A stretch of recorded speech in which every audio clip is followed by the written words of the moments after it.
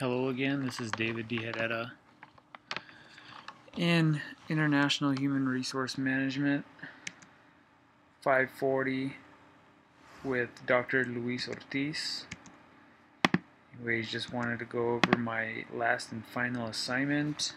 I will be talking about the success in the 21st century on how managers need to succeed in the 21st century. Making life possible for a better place for ourselves and for everyone else surrounding us. People have got to understand that many things happen for a reason. Life comes really fast, so we've got to be aware of opportunities, that may come up, possible jobs. We've got to look at all sorts of factors that may come into effect and that may play into our lives and our families' lives. So my presentation is all about succeeding in the 21st century. I'm going to be talking about a few topics from Nancy Adler's book again, and my subjects are going to be what it takes to reach to the top, today's global leaders and how people handle, being a leader in their workplace, accepting global assignments overseas, and understanding what happens, when you accept a job overseas, and also rejecting a global assignment. Not everything is built for success, and not everything happens overseas. But it's always a good place to be. But people, it happens. People accept and reject global assignments. So first one I'm going to talk about is what it takes to reach to the top. Everything differs from one country to the next. What American managers view to reach the top, the top of the workplace, are the ambition and the drive in the workplace. Ambition is the personal achievement, meaning, setting goals, setting deadlines, and, having that personal achievement, and like now school, the achievement for myself is working on my master's and finishing on my master's. I want to finish this. I kind of don't have a time deadline, but I want to finish, and I know I'm going to finish. And also the drive, what it takes to get the job done. Americans understand that it's hard in all workplaces, but without ambition and drive, nothing could possibly get done. So this is what American managers view as to what it takes to reach to the top. Again, it's ambition and drive. Other countries depend on high potential creativity, high potential creativity, and the right image and getting noticed in the workplace. Of course, these are all good things to understand, and we shouldn't be allowing just other countries to depend on that. But we've got to understand that if we view creativity for the success in our careers, we've got to think of different ways, thinking outside the box.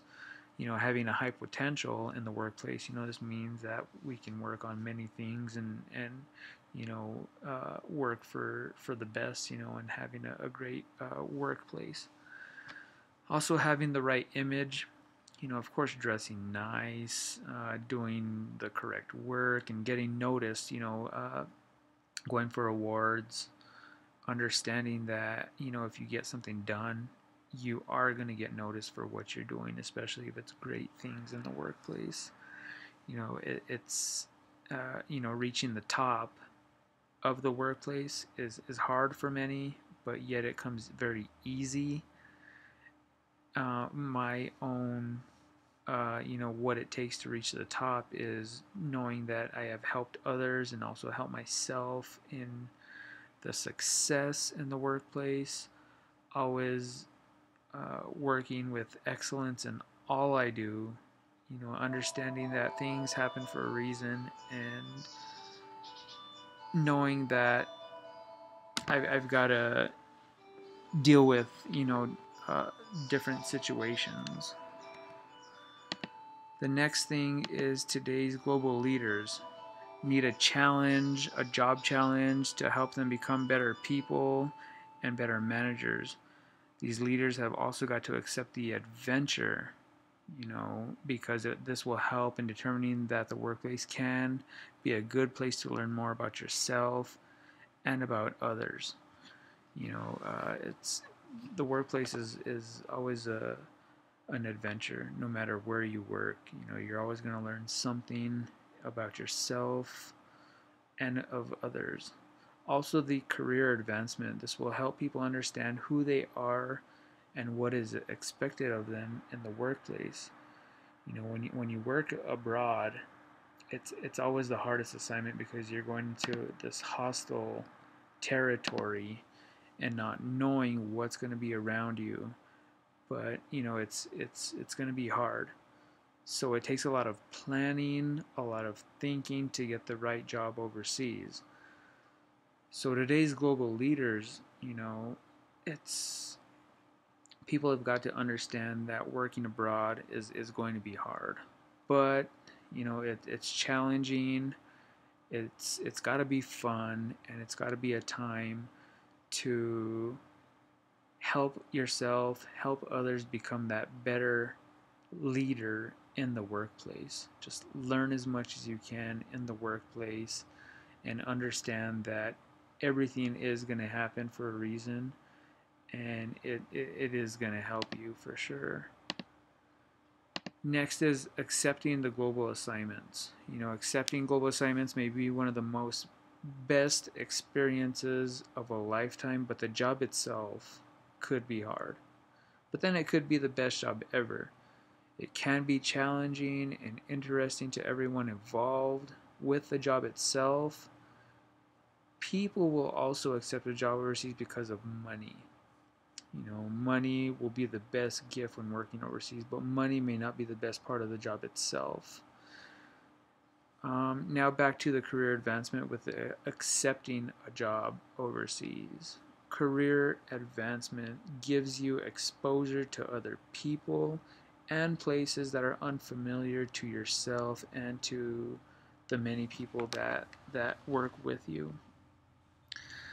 It can also lead to other better opportunities for a global assignment.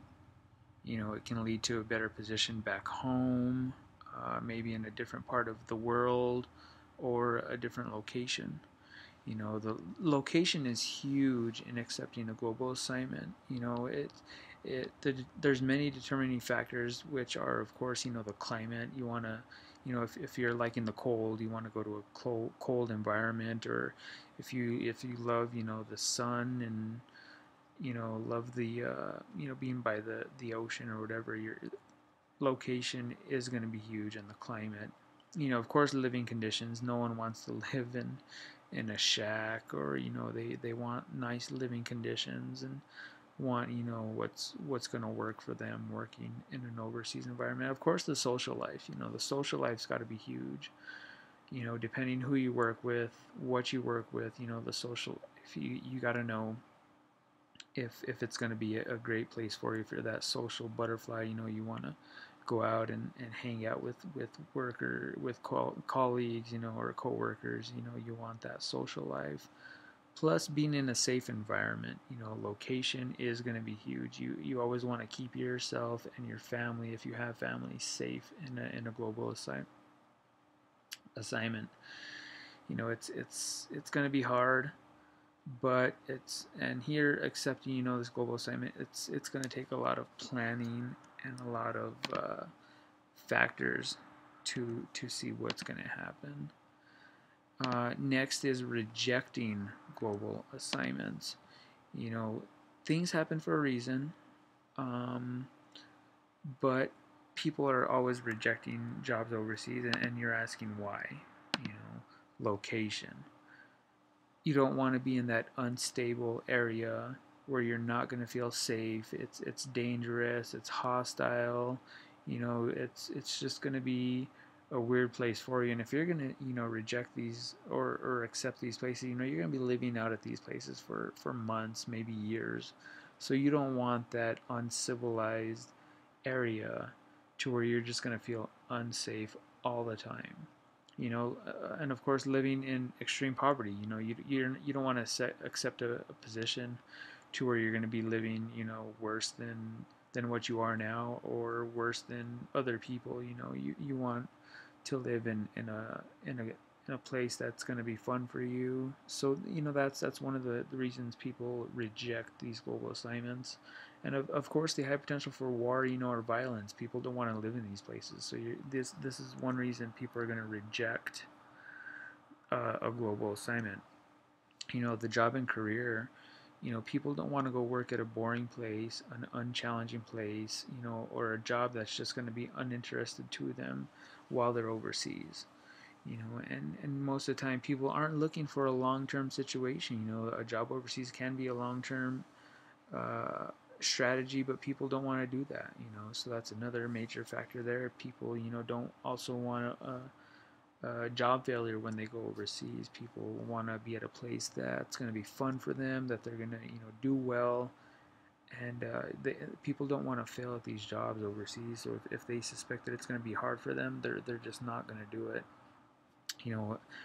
Another reason is isolation. People don't want to be isolated in the workplace. They want to have fun in these global assignments, and they want to be working with great people in these areas. Another factor is family. They may not be able to take their family overseas, so they don't want to take or they're not able to take their family overseas, so they're going to reject these global assignments. Family is always a huge factor, and people just don't want to be without their family. I, for myself, if I'd have to think really hard if I was going to get a job overseas, but it's a major factor. I want to take my family with me. I want them to experience this, and of course, rejecting an assignment could deal with money. If people are going to be losing money on a global assignment, they're not going to want to do this. They're not going to want to do the global assignment. It's just not going to be fitting for them. They're not going to like it at all. They may have, people may also have a good salary, but the benefits package, insurances, life insurances may not be where they're at to accept this global assignment. So that's another major factor, and it's just going to be hard. So people don't want these global assignments, and life happens, life changes. It's going to be hard. But anyways, this I think this concludes my final project about succeeding in the 21st century. I spoke to you about what it takes to reach the top. Just some little things, of course there's always a lot more. I spoke to you about today's global leaders and how people need a challenge, they want an adventure, they need that career advancement with an overseas or a global assignment. And I spoke to you about accepting global assignments and how people are willing to handle a job overseas, especially if it's going to pay well. They're going to have career advancement there. It's at a great location. They're not going to feel hostile or anything. And I also spoke to you about rejecting global assignments. People don't want to be in that fearful place where they know something's just going to happen. People are feeling very eerie about it, and people just need a job that they're going to love, and they need family, they need good money, to take these global assignments.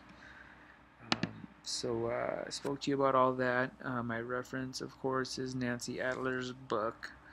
And I'd just like to thank Dr. Ortiz, my classmates, for this class. It was a really good class, really fun class. And I hope to see you guys soon, maybe in future classes. But thank you very much.